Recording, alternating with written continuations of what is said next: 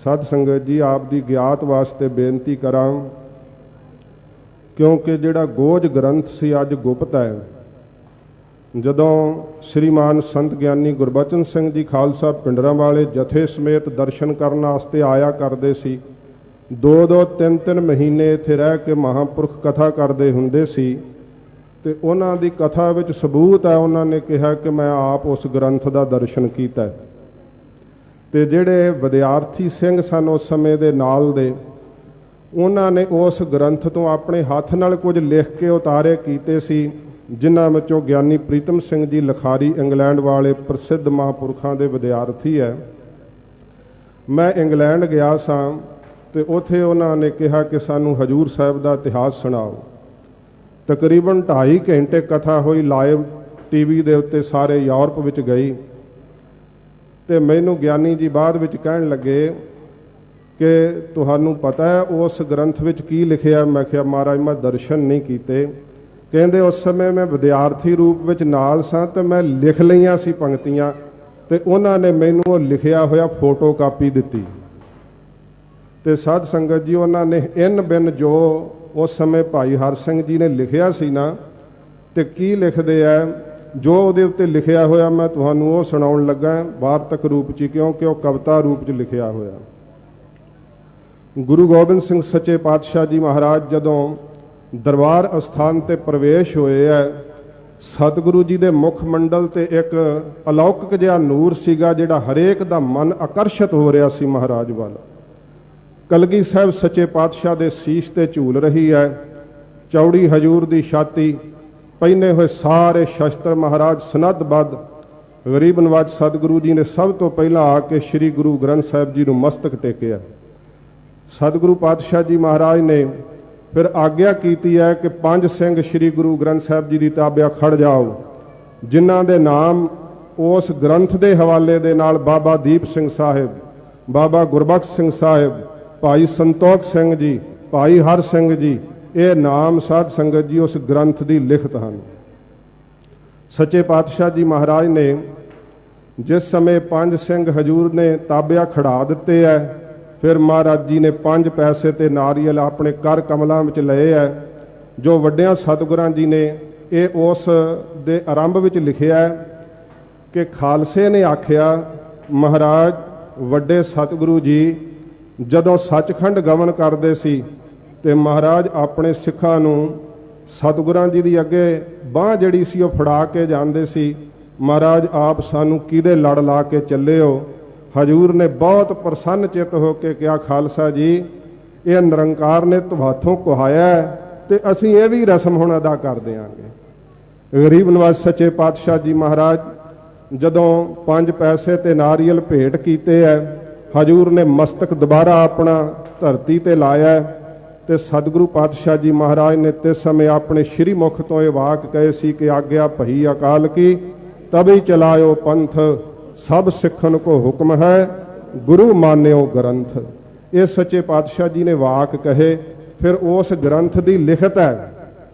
सच्चे पातशाह जी महाराज ने कहा जदों अपने खालसे वाल तकिया ना, ते महाराज जी ने कहा पहला तो ये शब्द कहे कि जो प्रभ को मिल बोच है खोज शब्द मैं ले। फिर सतगुरु जी ने कहा कि जेड़ा प्रतख साडा दर्शन करना चाहे ते खालसे वाल हाथ करके कहा खोज इन्हीं महले। सच्चे पातशाह जी महाराज ने खालसे नूं भी अपना स्वरूप बख्शिश किया ते विशेष करके उस ग्रंथ दे विच जिक्र आया कि महाराज जी ने जिस समय जिवें इत्थे हजूर साहिब महाराज साहब जी दे फिर नजराने भेंट किए जाते हैं ना, गुरु गोबिंद सिंह सच्चे पातशाह जी ने उस समय अपने गातरे की श्री साहिब कढ़ के गुरु ग्रंथ साहब जी के सामने भेंट की। ये उस ग्रंथ की लिखत है। गरीब नवाज सच्चे पातशाह जी महाराज ने सानू एक अकाल दे लड़ लाया है। वेख लो आदर्श एडा उच्चा है, सच्चे पातशाह जी ने बख्शिश एडी वड्डी की, पर फिर भी साडे सिखां दे अंदर ये कहा जाता है कि बाणी तो बिना शरीर भी गुरु चाहिदा। सतगुरु जी ने उदों कहा सी कि खालसा दी असी शरीर की प्रथा बंद कर दी है। अज तो साडे ते तुहाडे गुरु केवल ते केवल श्री गुरु ग्रंथ साहब जी महाराज होणगे। ਤੇ ਸਤਿਗੁਰੂ ਸ੍ਰੀ ਗੁਰੂ ਗ੍ਰੰਥ ਸਾਹਿਬ ਜੀ ਦਾ ਅਦਬ ਗੁਰੂ ਗੋਬਿੰਦ ਸਿੰਘ ਸੱਚੇ ਪਾਤਸ਼ਾਹ ਜੀ ਮਹਾਰਾਜ ਦਾ ਅਦਬ ਹੈ। ਸਿੱਖਾਂ ਨੇ ਪੁੱਛਿਆ ਸੀ ਮਹਾਰਾਜ ਨੂੰ ਕਿ ਗਰੀਬ ਨਵਾਜ, ਜਦੋਂ ਸਾਡੇ ਮਨ ਵਿੱਚ ਸ਼ੰਕੇ ਆਉਂਦੇ ਆਪ ਜੀ ਦੇ ਕੋਲੋਂ ਪੁੱਛ ਲੈਂਦੇ ਸਾਂ, ਪਰ ਮਹਾਰਾਜ ਹੁਣ ਫਿਰ ਕਿਹਨੂੰ ਪੁੱਛਾਂਗੇ। ਸਤਿਗੁਰੂ ਜੀ ਨੇ ਵਾਕ ਕਹੇ ਸੀ, ਜੋ ਮੁਝ ਬਚਨ ਸੁਣਨ ਕੇ ਚਾਏ, ਸੁਨੋ ਗ੍ਰੰਥ ਹਿਤ ਚਿਤ ਲਾਏ, ਮੇਰੋ ਰੂਪ ਗ੍ਰੰਥ ਜੀ ਜਾਨ, ਇਸ ਮੈਂ ਭੇਦ ਨਾ ਰੰਚਕ ਮਾਨ। ਸਵੇਰੇ ਕਥਾ ਵਿੱਚ ਵੀ ਜ਼ਿਕਰ ਆਇਆ ਸੀਗਾ, ਕਿਉਂਕਿ ਜਿਹੜੇ ਨਾਸਤਿਕ ਲੋਕ ਆ ਉਹ ਕਹਿ ਦਿੰਦੇ ਆ ਗੁਰੂ ਗ੍ਰੰਥ ਸਾਹਿਬ ਕਿਹੜਾ ਚੱਲ ਸਕਦੇ ਆ, ਕਿਹੜੇ ਹੱਥਾਂ ਨਾਲ ਕੁਝ ਕਰ ਸਕਦੇ ਆ, ਕਿਹੜਾ ਵੇਖ ਸਕਦੇ ਆ, ਕਿਹੜਾ ਸੁਣ ਸਕਦੇ ਆ, ਕਿਹੜਾ ਬੋਲ ਸਕਦੇ ਆ, ਕਿਹੜਾ ਖਾ ਸਕਦੇ ਆ। ਇਸ ਤਰ੍ਹਾਂ ਦੇ ਉਹਨਾਂ ਦੇ ਸ਼ੰਕੇ ਹਨ। ਪਰ ਸਾਧ ਸੰਗਤ ਜੀ, ਜਿਹੜਾ ਸ਼ਬਦ ਨਾਲ ਜੁੜ ਜਾਂਦਾ ਨਾ, ਉਹਨੂੰ ਪਤਾ ਲੱਗ ਜਾਂਦਾ ਕਿ ਗੁਰੂ ਗ੍ਰੰਥ ਸਾਹਿਬ ਬਿਨਾਂ ਲੱਤਾਂ ਤੋਂ ਚੱਲ ਵੀ ਸਕਦੇ ਆ। ਉਹਨੂੰ ਇਹ ਸ਼ਰਧਾ ਹੋ ਆਉਂਦੀ ਹੈ ਕਿ ਬਿਨਾਂ ਹੀ ਹੱਥਾਂ ਤੋਂ ਸਤਿਗੁਰੂ ਜੀ ਸਭ ਕੁਝ ਕਰ ਸਕਦੇ ਆ। ਸਰੀਰ ਦੀ ਤਾਕਤ ਨੂੰ ਉਹੋ ਹੀ ਗਾਫਲ ਮੰਨਦਾ ਰਹਿੰਦਾ ਜਿਹਦਾ ਪਦਾਰਥਵਾਦੀ ਮਨ ਰਹਿੰਦਾ। ਤੇ ਸਤਿਗੁਰੂ ਜੀ ਬਿਨਾਂ ਅੱਖਾਂ ਤੋਂ ਵੇਖਦੇ ਵੀ ਹੈ, ਮਹਾਰਾਜ ਬਿਨਾਂ ਕੰਨਾਂ ਤੋਂ ਸੁਣਦੇ ਵੀ ਹੈ, ਸੱਚੇ ਪਾਤਸ਼ਾਹ ਜੀ ਬਿਨਾਂ ਜੀਭਾਂ ਤੋਂ ਸਾਧ ਸੰਗਤ ਜੀ ਬੋਲਦੇ ਵੀ ਹੈ, ਤੇ ਹਜੂਰ ਪ੍ਰਸ਼ਾਦ ਵੀ ਛਕਦੇ ਹੈ, ਜਿਸ ਦੇ ਮਨ ਦੇ ਅੰਦਰ ਭਾਵਨਾ ਹੋਵੇ। ਸਦ ਸੁਣਦਾ ਸਦ ਵੇਖਦਾ, ਕਿਉਂ ਮੁੱਕਰ ਪਿਆ ਜਾਏ ਜੀਓ। ਅਸਲ ਵਿੱਚ ਕੀ ਹੈ, ਸ਼ਕਤੀ ਤੋਂ ਅੱਜ ਸਾਡਾ ਮਨ ਮੁਨਕਰ ਹੁੰਦਾ ਜਾ ਰਿਹਾ ਹੈ। ਮੈਂ ਕੇਵਲ ਇਹੀ ਕਹਿ ਕੇ ਤੇ ਫਿਰ ਸ਼ਬਦ ਦੇ ਅਰਥ ਆਰੰਭ ਕਰ ਦਿਆਂਗਾ, ਕਿਉਂਕਿ ਸ਼ਬਦ ਦੇ ਅਰਥਾਂ ਨੂੰ ਵੀ ਸਮਾਂ ਥੋੜਾ ਲੱਗ ਜਾਵੇਗਾ। ਪਿਛਲੇ ਸਾਲ ਵੀ ਜਦੋਂ ਕਥਾ ਆਰੰਭ ਹੋਈ ਸੀ, ਜਦੋਂ ਪੰਕਤੀਆਂ ਪੜ੍ਹੀਆਂ ਜਾ ਰਹੀਆਂ ਸਨ, ਐਨ ਟੱਲ ਖੜਕਿਆ ਸੀ 12 ਵਜੇ ਸੀ, ਬਿਲਕੁਲ ਪਿਛਲੇ ਸਾਲ ਵਰਗਾ ਹੀ ਇਨ ਬਿਨ ਸਮਾਂ, ਤੇ 1 ਵਜੇ ਸਮਾਪਤੀ ਹੋ ਗਈ ਸੀ। ਜੇ ਤੁਸੀਂ ਪਿਆਰ ਦੇ ਨਾਲ ਜੁੜ ਕੇ ਸੁਣੋਗੇ, 1 ਵਜੇ ਤੱਕ ਦਾ ਸਮਾਂ ਤੁਹਾਨੂੰ 1 ਮਿੰਟ ਵਰਗਾ ਪ੍ਰਤੀਤ ਹੋਵੇਗਾ। ਸੱਚੇ ਪਾਤਸ਼ਾਹ ਜੀ ਮਹਾਰਾਜ ਦਾ ਐਡਾ ਮਹਾਨ ਪੁਰਬ ਹੈ। ਆਪਣੇ ਮਨਾਂ ਦੇ ਅੰਦਰ ਉਸ ਯਾਦ ਤੇ ਪਿਆਰ ਨੂੰ ਭਰਦਿਆਂ ਹੋਇਆਂ ਬਾਜਾਂ ਵਾਲੇ ਸਤਿਗੁਰੂ ਜੀ ਦਾ ਉਹ ਸਮਾਂ ਯਾਦ ਕਰੀਏ, ਜਦੋਂ ਸੱਚੇ ਪਾਤਸ਼ਾਹ ਜੀ ਮਹਾਰਾਜ ਆਪਣੇ ਖਾਲਸੇ ਨੂੰ ਸੰਬੋਧਨ ਹੋਏ ਸਨ। ਇੱਥੇ ਸੱਚੇ ਪਾਤਸ਼ਾਹ ਜੀ ਮਹਾਰਾਜ ਨੇ ਇਹ ਮਹਾਨ ਰਸਮ ਅਦਾ ਕੀਤੀ ਸੀ, ਦੇਹ ਪ੍ਰਥਾ ਬੰਦ ਕਰ ਦਿੱਤੀ ਸੀ। ਸ਼ਬਦ ਗੁਰੂ ਦੇ ਸੱਚੇ ਪਾਤਸ਼ਾਹ ਨੇ ਸਾਨੂੰ ਲੜ ਲਾਇਆ ਸੀ। ਗੁਰੂ ਖਾਲਸਾ ਜੀ, ਬੇਨਤੀ ਇਹ ਹੈ ਕਿ ਜਦੋਂ ਸਤਿਗੁਰੂ ਜੀ ਦਾ ਸੱਚਖੰਡ ਜਾਣ ਦਾ ਅਸੀਂ ਇਤਿਹਾਸ ਸੁਣਾਉਂਦੇ ਹਾਂ, ਤੇ ਇਤਿਹਾਸ ਵਿੱਚ ਜਿਵੇਂ ਲਿਖਿਆ ਹੋਇਆ ਹੈ ਉਸ ਨੂੰ ਸੁਣਾਉਣ ਲੱਗਿਆਂ ਜੇ ਤਾਂ ਬਗਤੇ ਦਾ ਓਡਾ ਨਿਸ਼ਚਾ ਨਾ ਹੋਵੇ, ਉਹਦੀ ਜ਼ਬਾਨ ਥੜਕ ਜਾਂਦੀ ਹੈ। ਜੇ ਸਰੋਤਾ ਉਸ ਦੇ ਉੱਪਰ ਸ਼ਰਧਾ ਨਾ ਕਰੇ ਤੇ ਫਿਰ ਉਸ ਨੂੰ ਨਿਸ਼ਚਾ ਨਹੀਂ ਆਉਂਦਾ। ਇਹ ਹਜੂਰ ਦਾ ਸੱਚਖੰਡ ਜਾਣ ਦਾ ਜੋ ਇਤਿਹਾਸ ਕਿਹਾ ਜਾਂਦਾ ਹੈ, ਮੈਂ ਕੇਵਲ ਸ਼ਕਤੀ ਦੇ ਆਧਾਰ ਤੇ ਕਹਿ ਕੇ ਬੇਨਤੀ ਕਰਕੇ ਫਿਰ ਕਥਾ ਸ਼ਬਦ ਦੀ ਆਰੰਭ ਕਰਾਂਗਾ। ਗੁਰੂ ਗੋਬਿੰਦ ਸਿੰਘ ਸੱਚੇ ਪਾਤਸ਼ਾਹ ਜੀ ਮਹਾਰਾਜ, ਜਿਹੜਾ ਅਸਥਾਨ ਅੰਦਰ ਜਿੱਥੇ ਅੱਜ ਸ਼ਸਤਰ ਲਿਪਟੇ ਹੋਏ ਆ ਮਹਾਰਾਜ ਦੇ ਪਾਵਨ ਤਖਤ ਦੇ ਉੱਪਰ, ਗੁਰੂ ਗੋਬਿੰਦ ਸਿੰਘ ਸੱਚੇ ਪਾਤਸ਼ਾਹ ਜੀ ਮਹਾਰਾਜ ਦੀ ਆਗਿਆ ਨਾਲ ਇੱਥੇ ਚਿਖਾ ਸਜਾਈ ਗਈ ਸੀ। ਵੱਡੀ ਚੰਦਨ ਦੀ ਚਿਖਾ ਸੀ, ਜਿੱਥੇ ਬਾਹਰ ਨਿਸ਼ਾਨ ਸਾਹਿਬ ਹੈ, ਇੱਥੇ ਤੱਕ ਕਨਾਤ ਲੱਗੀ ਹੋਈ ਸੀ, ਤੇ ਵੱਡੇ ਨਿਸ਼ਾਨ ਸਾਹਿਬ ਜੋ ਥੱਲੇ ਨਿਸ਼ਾਨ ਸਾਹਿਬ ਉੱਥੇ ਤੱਕ ਬਰੂਹਾ ਸੀਗਾ। ਤੇ ਗੁਰੂ ਗੋਬਿੰਦ ਸਿੰਘ ਸੱਚੇ ਪਾਤਸ਼ਾਹ ਜੀ ਮਹਾਰਾਜ ਦੇ ਅੱਗੇ ਅੱਗੇ ਰਾਗੀ ਸਿੰਘ ਸ਼ਬਦਾਂ ਦਾ ਗਾਇਨ ਕਰਦੇ ਹੋਏ ਆਏ। ਜੋ ਰਾਗੀ ਸਿੰਘ ਸ਼ਬਦ ਪੜ੍ਹ ਰਹੇ ਸਨ, ਅਬ ਮੋਹ ਜੀਵਨ ਪਦਵੀ ਪਾਈ, ਇਹ ਮਾਰੂ ਰਾਗ ਵਿੱਚ ਸ਼ਬਦ ਜੋਤੀ ਜੋਤ ਸਮਾਉਣ ਦਾ ਸਾਰਾ ਸ਼ਬਦ ਹੈ। ਸੱਚੇ ਪਾਤਸ਼ਾਹ ਜੀ ਮਹਾਰਾਜ ਨੇ ਇੱਥੇ ਆਗਿਆ ਸੀ ਕਿ ਅੰਦਰ ਕੋਈ ਜਾ ਨਹੀਂ ਸਕਦਾ। ਬੇਨਤੀ ਹੈ ਬੀਬੀ ਜੀ, ਆਪ ਸ਼ਾਂਤੀ ਬਖਸ਼ੋ। ਸੱਚੇ ਪਾਤਸ਼ਾਹ ਗਰੀਬ ਨਵਾਜ ਜਿਸ ਵਕਤ ਉਸ ਕਨਾਤ ਦੇ ਦਰਵਾਜ਼ੇ ਰਾਹੀਂ ਅੰਦਰ ਪ੍ਰਵੇਸ਼ ਹੋਣ ਲੱਗੇ, ਤੇ ਸਾਧ ਸੰਗਤ ਜੀ, ਭਾਵੇਂ ਕਿ ਸਤਿਗੁਰੂ ਜੀ ਨੇ ਆਪਣੇ ਸਰੂਪ ਦਾ ਸਪਰਸ਼ ਸਿੰਘਾਂ ਨੂੰ ਬਖਸ਼ਿਆ ਹੋਇਆ ਸੀ, ਪਰ ਫਿਰ ਵੀ ਐਡੇ ਵੱਡੇ ਸਤਿਗੁਰੂ ਦਾ, ਸ਼ਕਤੀ ਭਰਪੂਰ ਸਤਿਗੁਰੂ ਦਾ ਸੰਸਾਰ ਤੋਂ ਆਪਣੇ ਸਰਗੁਣ ਸਰੂਪ ਨੂੰ ਅਲੋਪ ਕਰਨਾ ਬਰਦਾਸ਼ਤ ਕਰਨ ਵਾਲੀ ਗੱਲ ਨਹੀਂ ਸੀ। ਸਿੰਘ ਸਭ ਕੁਝ ਜਾਣਦੇ ਸਮਝਦਿਆਂ ਹੋਇਆਂ ਵੀ ਜਦੋਂ ਹਜੂਰ ਕਨਾਤ ਤੋਂ ਅੰਦਰ ਪ੍ਰਵੇਸ਼ ਹੋਏ ਤੇ ਜਰੋ ਜਾਰ ਸਿੰਘਾਂ ਦੇ ਨੇਤਰਾਂ ਵਿੱਚੋਂ ਅਥਰੂ ਡਿੱਗਣ ਲੱਗ ਪਏ। ਆਪਣੇ ਖਾਲਸੇ ਨੂੰ ਬਰਾਕ ਕਰਦਿਆਂ ਹਜੂਰ ਨੇ ਤੱਕਿਆ ਤੇ ਮਹਾਰਾਜ ਫਿਰ ਪਿੱਛੇ ਮੁੜੇ। ਜਿਹਦਾ ਪੁੱਤਰ ਨਾਲ ਪਿਆਰ ਹੁੰਦਾ ਹੈ ਨਾ, सतगुरु कहते खालसा जी मेरी देह दा मोह ना करो, मैं अमर हाँ, अटल हाँ, सਦੀव हाँ, अविनाशी हाँ। ये सतगुरु ने अपने खालसे नूं बोल कहे सी। मेरे अविनाशी स्वरूप नूं चितवना, मेरे अटल स्वरूप विच सदा अभेद रहना, तुहानूं कोई मार नहीं सकेगा। मौत नमरदां नूं आउंदी है, मर्दां नूं मौत विचों जिंदगी प्राप्त हुंदी है। ये गुरु गोबिंद सिंह साहब ने बख्शिश भरे बोल कहे सी। खालसे दे अंदर आया होया ओ वेग सतगुरु ने अपने बचनां नाल रोकिया ते फिर ये बचन कहे खालसा जी साढ़े दो बचन याद रखियो, एक तां गुरमंत्र ते गुरबाणी कदे ना विसारियो, दूसरा शस्त्र विद्या दा अभ्यास ना त्यागियो। संसार दी कोई कौम तुहानू गुलाम नहीं कर सकेगी।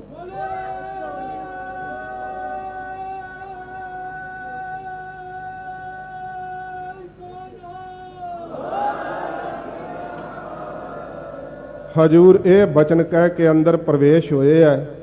केवल भाई हर सिंह जी नूं सच्चे पातशाह जी महाराज आग्या कीती कि भाई हर सिंह जी चंडा प्रचंड कर दिओ। हजूर बनी हुई उच्ची चिखा ते चौंकड़ा ला करके बैठ गए। जदों सतगुरु जी जागदी जोत उवें ही कमर कसा लगा है, कलगी साहब सीस ते झूल रही है, नूर इन्ना मस्तक ते आ डुल डुल पैंदा नूर। भाई हर सिंह जी दा हिया नहीं पैंदा कि मैं चंडा प्रचंड कर दियां। सतगुरु जी की आग्या अगे कोई वेर नहीं सी। फिर महाराज जी की आग्या मनदियां होया वो चंडा प्रचंड कीता है। लट लट करदी हुई अग बलन लगी है। सारियां ही लकड़ां साध संगत जी बल गईयां, हजूर दे शरीर नूं अग ने छोया तक नहीं।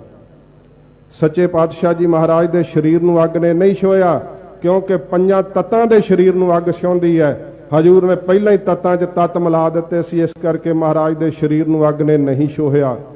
फिर सतगुरु ने अपनी नाभि विचों, मैं इत्थे प्रमाण देऊंगा क्योंकि अज आपां मन लैने आ कि महाराज दे शरीर नूं क्यों नहीं छोया जी। ਜਿਹੜੇ ਮਨਮਤੀਏ ਉਹ ਕਹਿੰਦੇ ਆ ਗੁਰੂ ਗੋਬਿੰਦ ਸਿੰਘ ਸਾਹਿਬ ਦਾ ਆਮ ਆਦਮੀ ਦੀ ਤਰ੍ਹਾਂ ਸ਼ਰੀਰ ਦਾ ਅੰਤਮ ਸੰਸਕਾਰ ਹੋਇਆ ਹੈ। ਕੇਵਲ ਇਹ ਸਿੱਖ ਸ਼ਰਧਾ ਹੀ ਕਰਦੇ ਆ। ਕੋਈ ਦੇਹ ਸਮੇਤ ਵੀ ਕਦੇ ਸੱਚਖੰਡ ਗਿਆ ਉਹ ਤਾਂ ਸੱਚਖੰਡ ਨੂੰ ਨਹੀਂ ਮੰਨਦੇ। ਜਿਹੜੇ ਲੋਕ ਇਹ ਗੱਲਾਂ ਕਰਦੇ ਆ ਤੇ ਉਹ ਮੰਨਦੇ ਆ ਕਿ ਗੁਰੂ ਗੋਬਿੰਦ ਸਿੰਘ ਸਾਹਿਬ ਦਾ ਆਮ ਸ਼ਰੀਰ ਦੀ ਤਰ੍ਹਾਂ ਹੀ ਸੰਸਕਾਰ ਹੋਇਆ ਤੇ ਇਹ ਜਿਹੜੇ ਸਿੱਖ ਹੈ ਨਾ ਸ਼ਰਧਾ ਨਾਲ ਇਹੋ ਜਿਹੀਆਂ ਗੱਲਾਂ ਕਰਦੇ ਆ। ਮੈਂ ਉਹਦਾ ਸਬੂਤ ਦੇਵਾਂਗਾ ਤੇ ਉਹ ਪ੍ਰਮਾਣ ਦੇ ਕੇ ਫਿਰ ਮੈਂ ਕਥਾ ਆਰੰਭ ਕਰਦਾ। ਗੁਰੂ ਗੋਬਿੰਦ ਸਿੰਘ ਸੱਚੇ ਪਾਤਸ਼ਾਹ ਜੀ ਮਹਾਰਾਜ ਨੇ ਆਪਣੀ ਨਾਭੀ ਦੇ ਵਿੱਚੋਂ ਸਾਧ ਸੰਗਤ ਜੀ ਅਗਨ ਨੂੰ ਪ੍ਰਗਟ ਕੀਤਾ। ਸਤਿਗੁਰੂ ਪਾਤਸ਼ਾਹ ਜੀ ਮਹਾਰਾਜ ਦੀ ਨਾਭ ਤੋਂ ਜਿਵੇਂ ਅੱਗ ਪ੍ਰਗਟ ਹੋਈ ਹੈ, ਹੌਲੀ ਹੌਲੀ ਵੇਖਦਿਆਂ ਵੇਖਦਿਆਂ ਉਸ ਅਗਨੀ ਦੇ ਵਿੱਚ ਸਤਿਗੁਰੂ ਦਾ ਸਰੀਰ ਅਲੋਪ ਹੋ ਗਿਆ। ਆਕਾਸ਼ ਦੇ ਵਿੱਚ ਪ੍ਰਕਾਸ਼ ਹੀ ਪ੍ਰਕਾਸ਼ ਹੋਇਆ ਉਸ ਵਕਤ ਤੇ ਜੈ ਜੈਕਾਰ ਦੀਆਂ ਧੁਨਾਂ ਸੁਣੀਆਂ। उस मर्द अगंबड़े सतगुरु का जो जाना होया, देवतियां ने साध संगत जी नगारे खड़का दिते, संखां दा नाद पूरिया गया।